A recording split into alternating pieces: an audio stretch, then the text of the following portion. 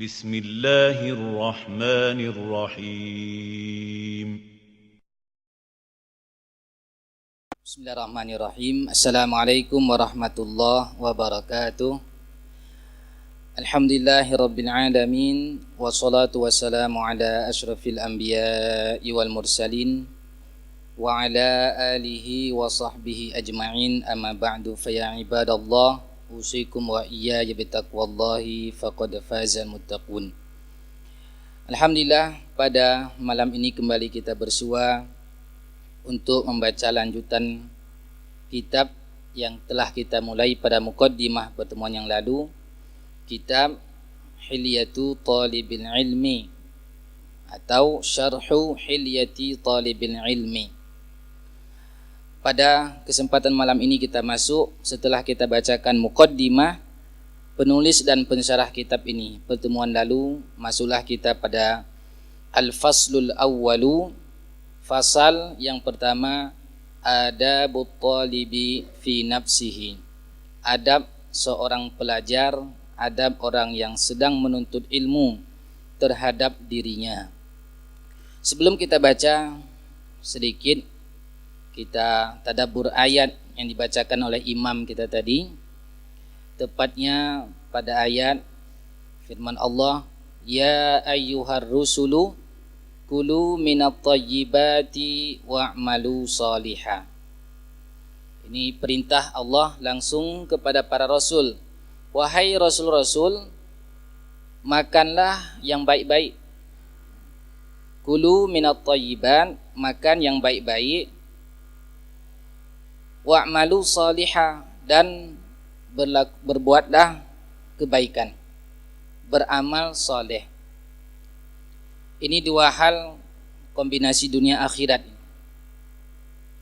Allah perintahkan kita makan yang baik-baik. Berikutnya Allah perintahkan juga kita untuk beramal soleh. Adakah kaitannya antara yang dikonsumsi oleh seseorang dengan amal soleh?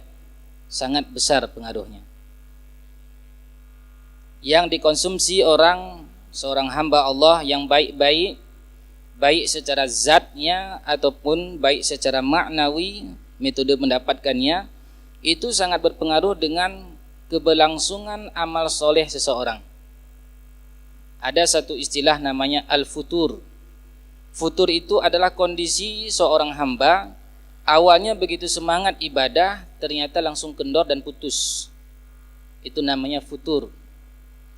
Al-inqita'u ba'dal istimrar, berhenti setelah sebelumnya berkesinambungan. Dulunya dia menjadi orang yang sangat gemar baca Al-Quran, tiba-tiba putus, tidak lagi baca Quran. Lebih parah lagi menjadi mengejek orang yang baca Quran. Ini futur.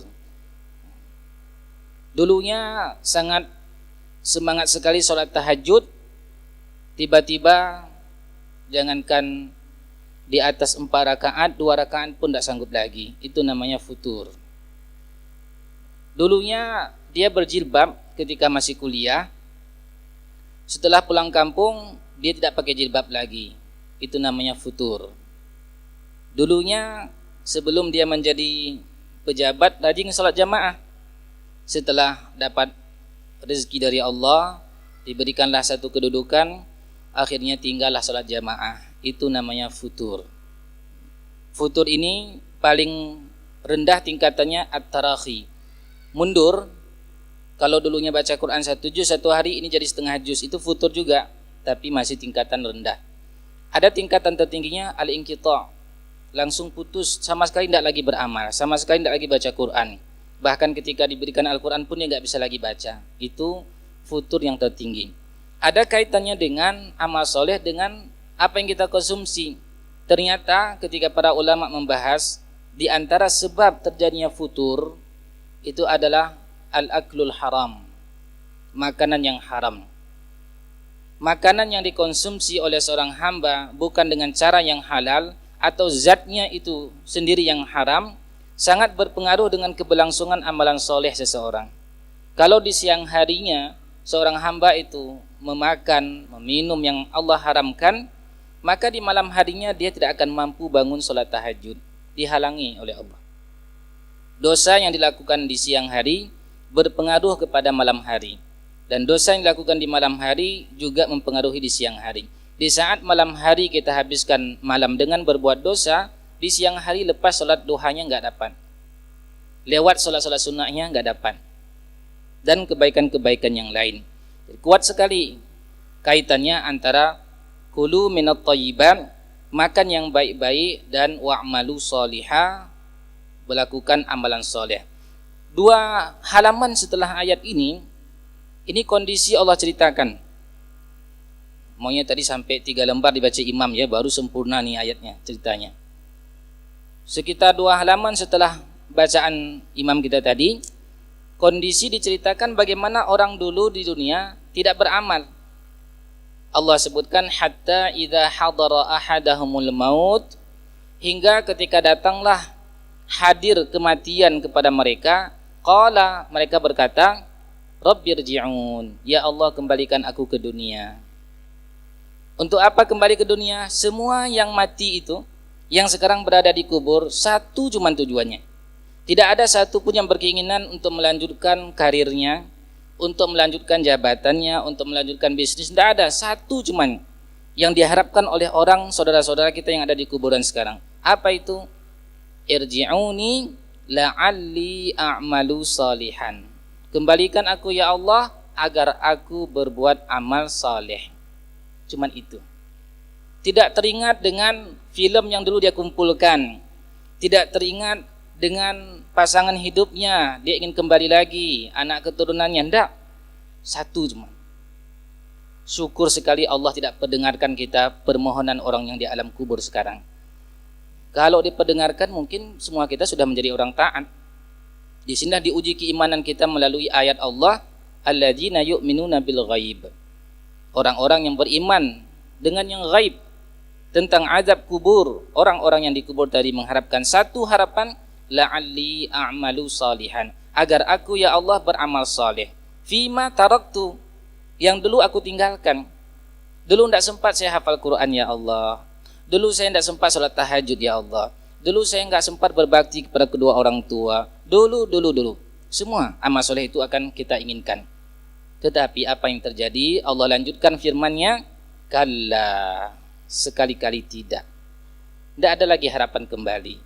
Innaha kalimatun huwa qailuha. Itu hanya ucapan orang-orang belaka. Ucapan belaka saja. Tidak ada. Begitu dikembalikan ke dunia, Allah Maha tahu akan lagi kembali berbuat dosa. Akan kembali malas baca Quran, kembali malas silaturahim, malas dan seterusnya. Dia tinggalkan lagi amal saleh. Maka sedang jamaah sekalian, waktu sebagaimana disebutkan oleh Al-Hasanul Basri hanya 3, waktu yang telah berlalu, waktu yang akan datang, dan waktu sekarang. Waktu yang telah berlalu tidak mungkin kembali lagi. Waktu yang akan datang tidak ada jaminan kita bisa menjumpai. Hari ini, sekarang, kesempatanlah kita untuk beramal soleh, berbuat kebaikan sebisa kita. Tidak bisa dengan kekuatan tenaga, tidak bisa dengan harta, dengan tenaga, tidak bisa dengan tenaga, dengan pikiran. Membantu orang tidak mesti dengan harta, berbuat kebaikan tidak mesti dengan menjadi orang kaya. Semua kita bisa membuat kebaikan, termasuk musim-musim haji ini, bahwa ternyata ada amalan bagi kita yang bisa juga menyeimbangi orang yang sedang, saudara kita yang sedang melaksanakan ibadah haji. Ini Allah Maha Adil ini. Seandainya haji itu hanya di Mekah dengan uang, maka sayang sekali orang-orang yang tidak beruang, tidak ada kesempatan. Tapi ada, bergembiralah kita. Ada disebutkan oleh Nabi kita SAW amalan yang bila kita lakukan juga bisa seperti orang haji secara pahala, bukan gugur kewajiban, tapi secara pahala. Apa itu? Salat subuh secara berjamaah di masjid, kemudian duduk zikir sampai nanti masuk waktunya syuruk, salat 2 rakaat. Seperti haji taman, sempurna 3 kali. Ada kesempatan. Salat sunat setelah salat subuh secara berjamaah di masjid, sejenak duduk zikir, sempatkan waktu, lalu kita laksanakan salat 2 rakaat. Disebut dengan salat isyraq atau syuruk. 2 rakaat tidak banyak, tetapi bisa mengimbangi pahalanya saudara-saudara kita yang sedang berlelah-lelah untuk mendapatkan pahala yang sama juga di sana. Kaum muslimin yang dimuliakan Allah Subhanahu wa taala, sekaranglah masa kita. Allah sudah bongkar rahasia orang yang sedang berada di alam kubur bahwa mereka menyesal. Mereka ingin kembali duduk seperti kita duduk hari ini, baca Quran di Masjid Oman, baca kitab, silaturahim dengan tetangga, dengan keluarga. Mereka ingin, tapi kala, sekali-kali tidak lagi. Kitalah yang sudah Allah sebutkan contoh ini, jangan sampai mengalami hal yang sama dengan saudara-saudara kita yang telah mendahului itu. Sidang jamaah maghrib yang dimuliakan Allah Subhanahu wa taala, ayat Al-Quran yang dibacakan oleh imam kita tadi luar biasa, banyak sekali pelajaran. Pertama tadi diperintahkan para nabi, para rasul untuk makan yang baik, lalu beramal soleh. Ada satu stressing yang bagus dalam ayat itu tadi. Apa itu? Ini dibutuhkan di zaman kita. Inna hadhihi ummatukum ummatan wahidah. Ini harus sering-sering kita gembar-gemborkan. Sesungguhnya umat Muhammad itu umat yang satu. Persamaan di antara umat Islam jauh lebih banyak daripada perbedaannya. Jauh lebih banyak. Ini harus kita angkat-angkat supaya tidak ada celah bagi orang-orang yang tidak senang dengan kesatuan, persatuan kaum muslimin. Tidak ada celah. Kita angkat umat Islam itu persamaannya lebih banyak daripada perbedaannya. Semua masih mengakui sholat wajib itu 5 waktu. Semua masih mengakui kita ini Ka'bahnya di Mekah. Semua kita umat Islam masih mengakui Al-Quran sebagai pegangan, hadis Nabi sebagai pegangan, sahabat Nabi tidak boleh kita lecehkan. Ini ada kebersamaan, lebih banyak kebersamaannya. Maka ketika ada celah-celah dijadikan sebagai landasan untuk berbeda, maka tutup dengan ayat Inna hadhihi ummatukum ummatan wahidah. Sesungguhnya ini umatmu, umat yang satu. Wa ana rabbukum fattaqun. Dalam ayat yang lain wa ana rabbukum fa'budun, sama. Awal ayatnya beda akhir ayatnya. Dan aku adalah Rabb kalian, kata Allah, maka bertakwalah kepada Allah. Dalam ayat yang lain wa ana rabbukum fa'budun, dan aku adalah Rabb kalian, sembahlah aku semata. Pasti semua umat Islam itu yakin hanya Allah yang berhak disembah. Hanya Allah. Selain daripada Allah tidak ada yang berhak disembah. Yakin pasti. Inilah kebersatuan kita umat Islam. Kaum muslimin yang dimuliakan Allah Subhanahu wa taala, banyak sekali tadi yang dibacakan oleh imam kita, pelajaran-pelajaran bagi kita yang terbiasa baca terjemahan saja, tidak usah tafsir. Terjemahan itu akan tersentuh. Setiap kali dibacakan ayat, baik kita sendiri yang membaca ataupun orang lain yang membacakan, kita akan tersentuh. Sangat. Tapi syaratnya kita pelajari minimal terjemahan saja. Apalagi kalau bisa kita masuk ke tafsir yang tulis oleh para ulama. Dan alhamdulillah zaman kita sangat mudah. Untuk membaca tafsirnya pun sudah ada terjemahan bahasa Indonesia. Tidak ada perlu syarah lagi. Tinggal baca tafsiran. Bukan terjemahan saja, tafsir Ibnu Katsir misalkan, sudah ada terjemahannya. Tinggal kita baca. Alhamdulillah. Berikutnya kita masuk kepada kitab yang inti. Al-Faslul Awwalu, pembahasan pasal yang pertama, adabut thalibi fi nafsihi. Adab seorang penuntut ilmu terhadap dirinya. Nanti ada adab seorang penuntut ilmu terhadap orang lain, ada juga terhadap dirinya. Dimulai dengan diri sendiri tentu. Yang pertama, adab penuntut ilmu terhadap dirinya adalah bahwa meyakini al-ilmu ibadatun. Kita harus yakin bahwa ilmu itu ketika kita pelajari dia menjadi ibadah. Kita harus yakin hari ini, sekarang ini, saat kita duduk, ketika keluar dari rumah kita menuju ke masjid ini, tujuan kita untuk menuntut ilmu, semua langkah-langkah kita dihitung ibadah di sisi Allah. Dalam hadis disebutkan, man kharaja li talabil ilmi fahuwa fi sabilillah hatta yarji'a. Barang siapa yang keluar dari rumahnya tujuan menuntut ilmu, maka dia dianggap fi sabilillah sampai ia pulang ke rumah. Ketika Allah takdirkan salah seorang di antara kita meninggal dunia, maka meninggal dalam keadaan mati syahid. Syahidnya ada 3. Ada syahid dunia, ada syahid akhirat, ada syahid dunia dan akhirat. Penuntut ilmu masuk syahid akhirat. Bagaimana maksudnya syahid akhirat? Secara pahala dia dapat mati syahid. Tetapi di dunia dilakukan fardu kifayah, dimandikan, disolatkan, dikafani, disalatkan dan dikebumikan. Itu namanya syahid akhirat. Di dunia tetap dia berlaku fardu kifayah, namun di akhirat dapat pahala. Sedangkan syahid dunia itu orang-orang yang perang di jalan Allah, lalu tujuannya tidak ada lain kecuali harta, kecuali ketenaran, maka dia dianggap syahid akhirat. Secara dunia, ketika dia meninggal dalam keadaan perang tersebut, tidak dilakukan fardu kifayah, namun di akhirat tidak dapat pahala syahid apa-apa. Dan ada yang kedua, syahid dunia dan akhirat. Ini yang kita berharap ini semua. Apa itu? Mereka yang perang di jalan Allah karena Allah semata, lalu Allah takdirkan wafat, meninggal, maka dapat syahid dunia juga syahid akhirat. Di dunia tidak dimandikan, tidak disolatkan, langsung dikebumikan dengan darah-darah yang ada pada pakaiannya itu, dan di akhirat juga mendapatkan pahala mati syahid. Kalau yang ketiga ini nggak dapat, kita minimal yang satu tadi, syahid akhirat. Salah satu caranya adalah kita jadikan setiap kali melangkah kita dimanapun majelis ilmu, apakah di Masjid Oman ini, masjid manapun, ketika kita berniat dari rumah untuk menjadikan dalam gerakan kita menuju tempat menuntut ilmu tersebut ibadah, maka dia menjadi pahala setiap detik keberadaan kita di tempat itu. Bersyukurlah kita hamba-hamba Allah yang memulai niatnya dari semenjak keberangkatan kita dari rumah sampai kita duduk di tempat ini, sampai nanti insya Allah selesai bacaan kitab kita dari tulisan para ulama. Lanjutnya beliau sebutkan, aslul usuli fi hadhil hilyah bal walikulli amrin matlubin ilmuka bi annal ilma ibadatun. Qala ba'dul ulama al-ilmu salatus sirri wa ibadatul qalbi. Ini matannya. Beliau menyebutkan dasar daripada seluruh pondasi dalam kitab ini.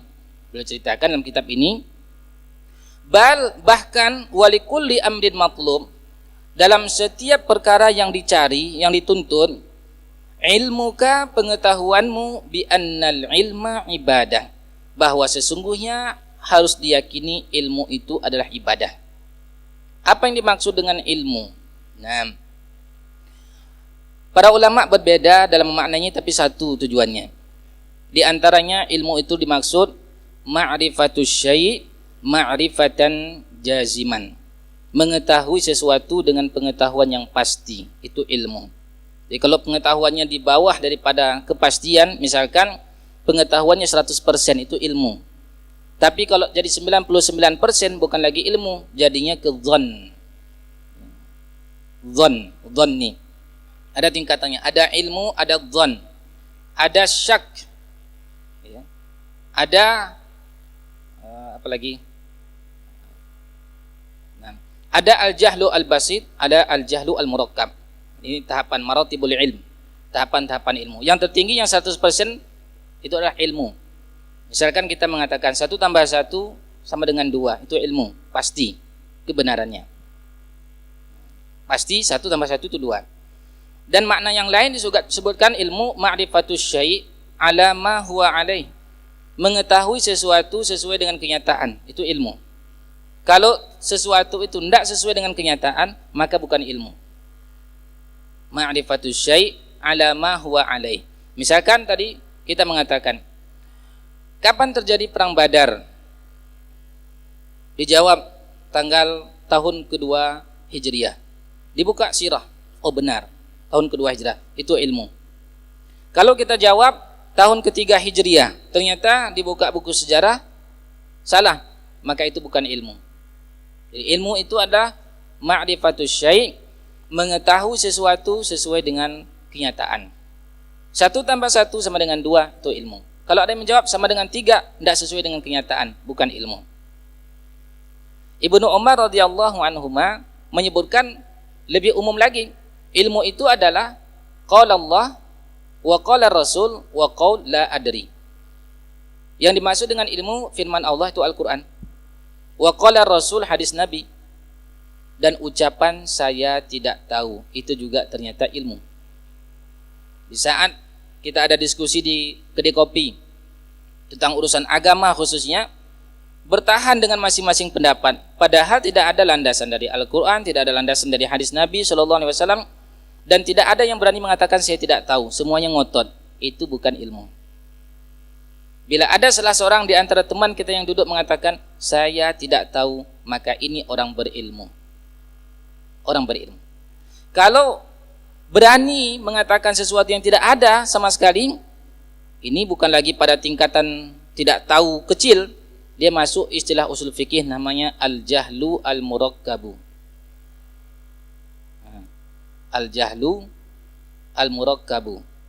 Enggak usah terjemahkan ya, agak jorok sedikit bahasanya. Al-jahlu, apa terjemahan yang lebih lembut? Ketidaktahuan. Ya. Kalau jahil mungkin kasar, nanti marah orang. Atau bodoh, lebih marah lagi orang. Al-murakkab, kuadrat.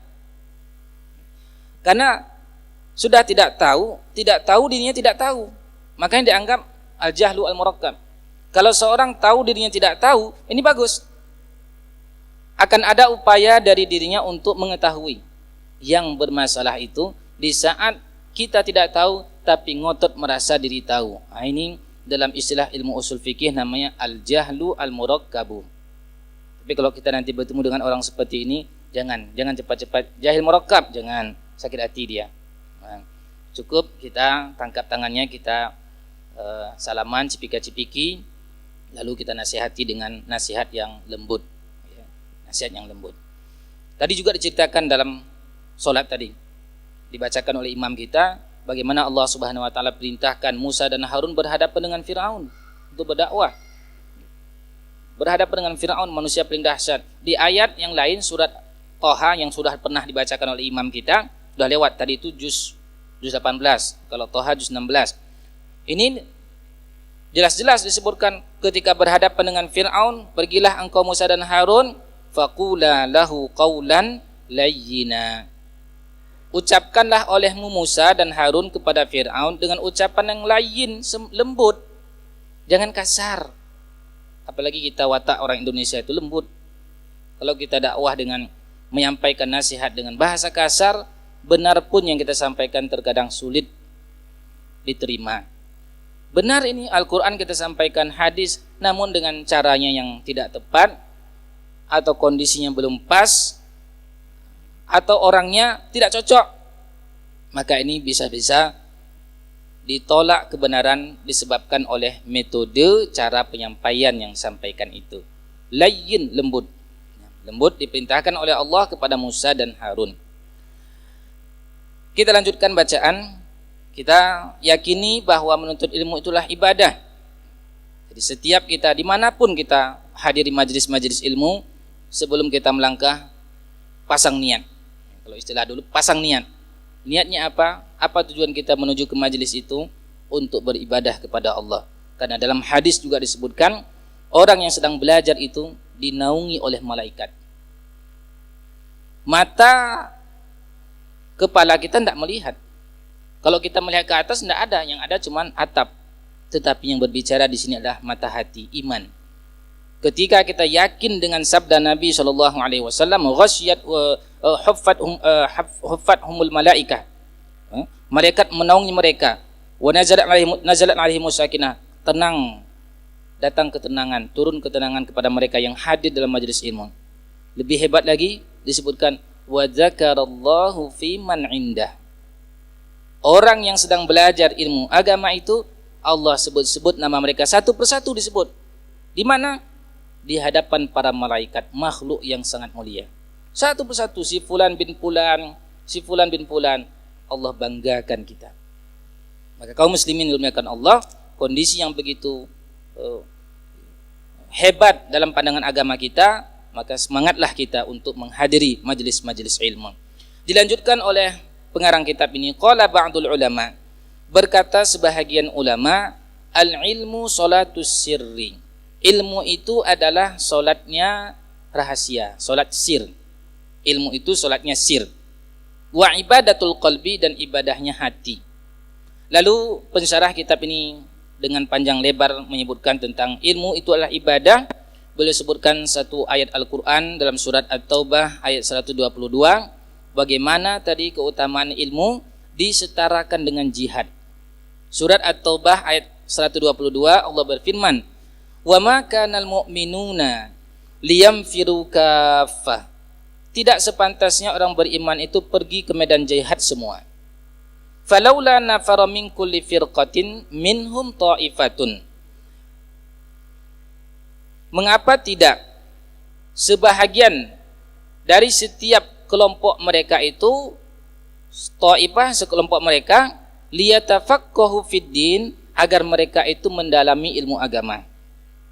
Waliyundiru qaumahum, setelah mereka mendalami ilmu agama, mereka bisa memberikan peringatan pelajaran kepada kaum mereka.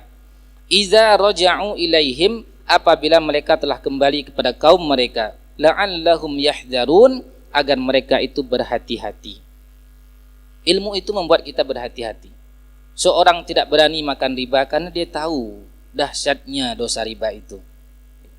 Ada hadis yang menyebutkan sampai lebih dahsyat dari berzina dengan ibu kandung. Itu riba.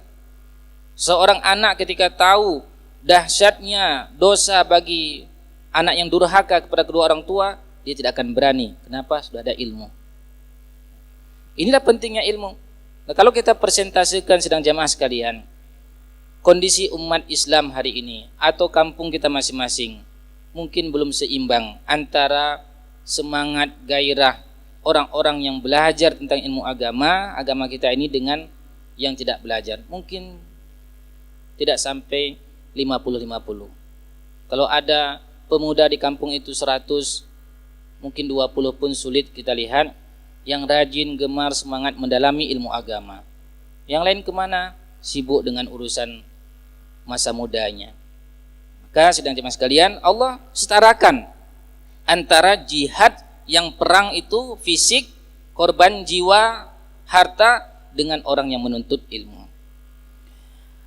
Kemudian dalam hadis Nabi SAW yang diriwayatkan oleh Imam Bukhari dan Muslim, Rasulullah SAW bersabda, "May yuridillahu bihi khairan yufaqihu fid din."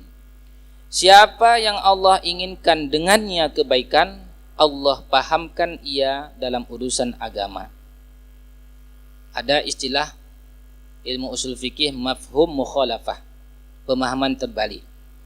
Ketika seorang hamba tidak ada lagi gairahnya, tidak ada semangatnya, tidak ada masa untuk belajar ilmu agama, itu pertanda Allah tidak inginkan kebaikan kepada hamba itu. Kalau masih ada semangat, ada keinginan menggali Al-Quran, menggali hadis, membaca kitab-kitab para ulama, maka ini tanda Allah masih ingin kebaikan untuk kita. Setiap hari kita bertanya, bagaimana gairah belajar ilmu agama hari ini? Begitu juga sebelum tidur nanti, bagaimana gairah? Ada satu kitab tentang metode menghafal Al-Quran dengan mudah, disebutkan satu penelitian 85% waktu kita ini habis pada perkara yang sekunder. 85%. Kalau 24 jam kita ambil 85%-nya, berapa itu? Habis pada perkara yang sekunder, bukan yang primer. Apa itu contohnya sekunder? Sibuk dengan HP, sibuk dengan belanja, makan, minum, kopi, ketawa. Habis 85%. Kalaulah umur itu nanti benar-benar kita dihadapkan dengan satu pertanyaan dari Allah Subhanahu wa taala, fima afna, kemana dihabiskan umur itu? Maka berat. Jemaah sekalian, itulah dulu para ulama, mereka ketika mengingat masa-masanya, waktunya yang terbengkalai, waktunya sia-sia, mereka menangis. Mereka takut akan ada pertanyaan. Tidak ada yang sia-sia. Allah sebutkan, afahasibatum annama khalaqnakum abasan. Apakah kalian mengira kalian diciptakan sia-sia? Tidak ada pertanyaan, tidak ada pertanggungjawaban. Ini pertanyaan dari Allah. Tidak ada yang sia-sia. Satu detik pun akan menjadi pertanggungjawaban. Semua kita yang sudah dewasa, sudah baligh akan mendapatkan pertanyaan yang sama. Ada 4 pertanyaan. La tazalu qadama 'abdin hatta yus'ala an arba'. Kaki seorang hamba tidak akan beranjak nanti dari tempat yang dia ditanya itu kecuali setelah mendapat 4 pertanyaan. Kalau lolos, alhamdulillah masuk ke kanan. Kalau tidak lolos, naudzubillah. Apa itu pertanyaannya? Tentang harta. Min aina iktasabahu wa fima anfaqahu. Dari mana didapat, kemana disalurkan. Dapatnya dari yang halal, alhamdulillah. Gaji kita dengan kerja yang halal, alhamdulillah. Kemana disalurkan? Kepada yang haram, belum lolos ujian. Atau caranya tidak halal, dengan cara menzalimi orang, merampok orang, menipu orang, kita berdagang curang, dari yang riba menjadi rentenir, lalu kita infakkan ke masjid, belum lolos juga. Pertanyaan pertama, min aina iktasabahu, dari mana didapat? Pertanyaan kedua, wa an syababihi, masa muda. Ternyata juga semua kita, baik yang masih berumur baru dewasa atau yang sudah tua, enggak lewat itu. Kita tanya semua Bapak Ibu sekalian, ditanya semua. Yang sudah berumur 60, 70, 80, semua ditanya. Kemana itu? Dari umur 15 tahun misalkan, masa baligh sampai berumur 60 tahun, kemana itu? Menangislah kita malam-malam hari. Apa nanti saya jawab di hadapan Allah? Bagaimana nanti kalau saya enggak lolos dalam pertanyaan ini? Supaya ada kesadaran dari kita. Kita habiskan umur untuk yang bermanfaat, ada nilai di sisi Allah Subhanahu wa taala. Kita lanjutkan bacaan kitab ini. Wal fiqhu, adapun yang dimaksud dengan fiqih dalam hadis tadi, siapa yang Allah inginkan kebaikan maka Allah pahamkan ia dalam urusan agama. Yang dimaksud dengan paham di sini adalah huwa al-ilmu bisyar'i. Yang dimaksud ketika Allah inginkan kebaikan kepada kita, kita pun diberikan paham tentang ilmu syar'i. Ada gairah untuk belajar ilmu syar'i. Fayadkhulu fihi ilmul aqaidi wat tauhidi wa ghairu zalika. Maka masuk di dalamnya tentang ilmu akidah, ilmu tauhid, dan ini pondasi. Dalam ilmu, segala ilmu pondasinya akidah dan tauhid. Maka Nabi kita SAW sebagaimana sirah yang kita baca, 13 tahun fokus untuk memberikan pondasi selama di Mekah. 13 tahun memperkuat pondasi. Kalau kuat akidah, kuatlah menahan tantangan rintangan. Pondasi masjid kita yang kuat ini, pondasi masjid kita yang kokoh ini bisa menahan 2 lantai. Setiap bangunan 1 lantai atau 2 lantai sangat bergantung kepada kekuatan pondasi. Kalau akidah seorang hamba itu kuat, tauhidnya bagus, maka bagaimanapun kesukaran hidup, dia tidak akan goyang. Sebaliknya, kalau tidak kuat, sedikit saja kena lambaian angin, dia pun akan roboh. Ini yang paling utama untuk kita dalami, al-aqaidi wat tauhidi. Kemudian dilanjutkan, fa idza ra'aita anna Allah manna 'alaika bihada. Apabila engkau melihat Allah Subhanahu wa taala memberikan engkau terhadap ini, artinya semangat untuk belajar ilmu agama, fastabshir khairan, maka bergembiralah terhadap kebaikan ini. Kalau ada semangat kita untuk mendalami ilmu agama, maka berbahagialah dengan kebaikan ini. Bi anna Allah ta'ala arada bika khairan, karena Allah Ta'ala menginginkan untukmu sekarang kebaikan. Wa qala al-Imam Ahmad, berkata Imam Ahmad rahimahullah, al-ilmu la ya'diluhu syai'un liman sahhat niyyatuhu. Ilmu itu tidak ada tandingannya.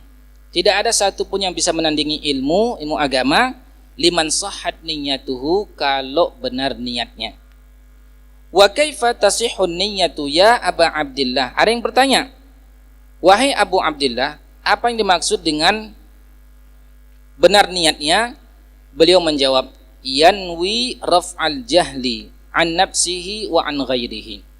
Setiap kita belajar menuntut ilmu agama, niatkan pertama untuk mengangkat kejahilan dari diri kita dan mengangkat kejahilan dari orang lain. Setiap kita dapatkan satu ayat dibacakan, kita tahu niatkan satu ayat yang kita pelajari ini untuk menghilangkan ketidaktahuan kita, dan juga bisa kita sampaikan kepada saudara kita agar hilang ketidaktahuannya. Kalau itu niat kita setiap menuntut ilmu, maka tidak ada satu pun yang bisa menandingi ilmu tersebut. Alhamdulillah, bukan satu ayat yang kita pelajari. Udah ada di antara kita 7 ayat. Surah Al-Fatihah 7. Ada mungkin lebih dari itu, sudah hafal hadis. Banyak sekali, alhamdulillah. Lalu berikutnya, masih ada waktu? Wa alaihi fa inna syartul ibadah. Oleh karena itu, kata penulis kitab ini langsung masuk lagi ke matanya, syarahnya sudah habis. masuk ke matan. Fa'alaihi wa alaihi, oleh karena itu atasnya fa inna syartul ibadah, maka syarat ibadah. Karena tadi kita harus yakin ilmu itu ibadah. Maka syaratnya untuk menuntut ilmu karena ada ibadah tadi, pertama ikhlasun niyyah. Apa landasan kita datang ke tempat pengajian? Apa landasan kita mempelajari kitab, membaca buku-buku agama? Ikhlasun niyyah. Beliau sebutkan ayat yang sudah masyhur, surat Al-Bayyinah ayat 5, wa ma umiru illa liya'budullaha mukhlishina lahuddin. Dan juga hadis Nabi SAW, innamal a'malu binniyat. Ternyata ada perubahan.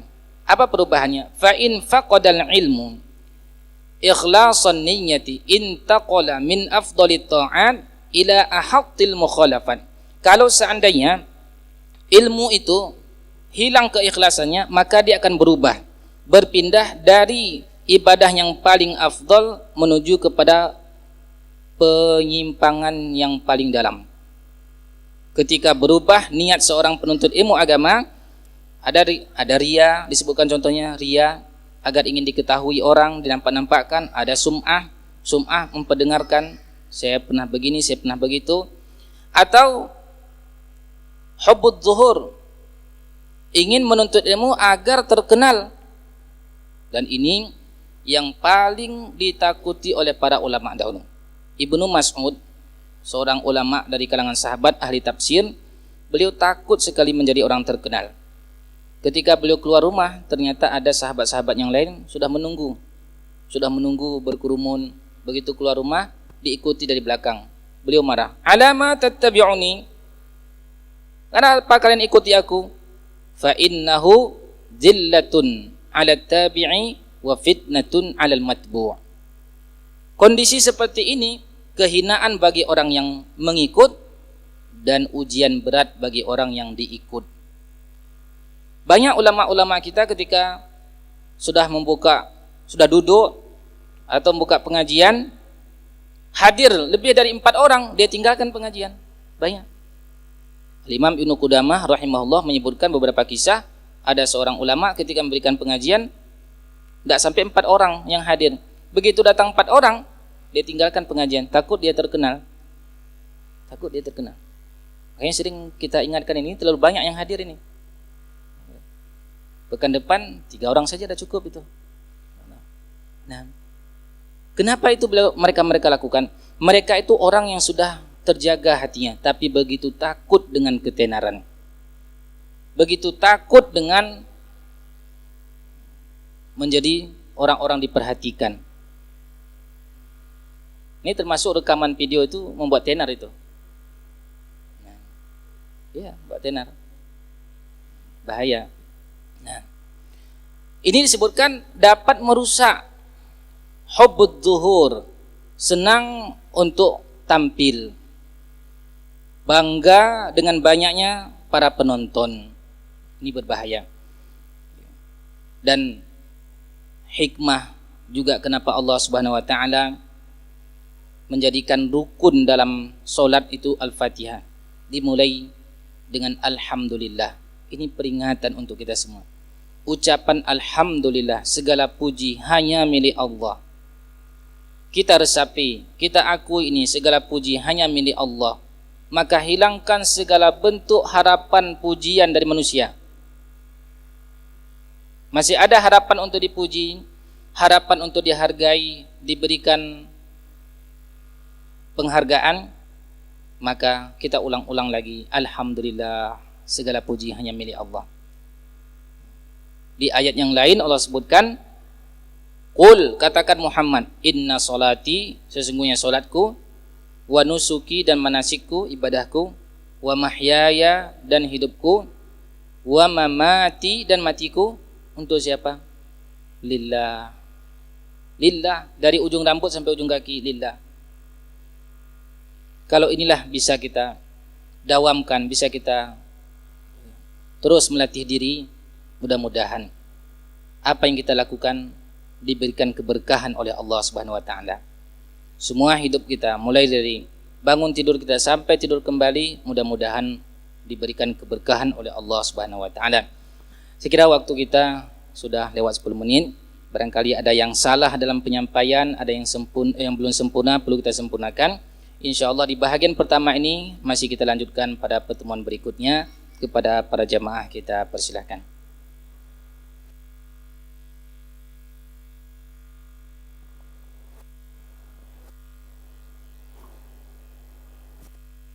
Assalamualaikum warahmatullahi wabarakatuh. Ustaz, ada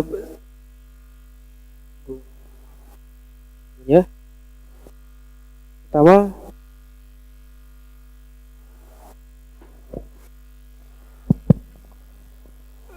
ketika ustadznya belum terkenal, memiliki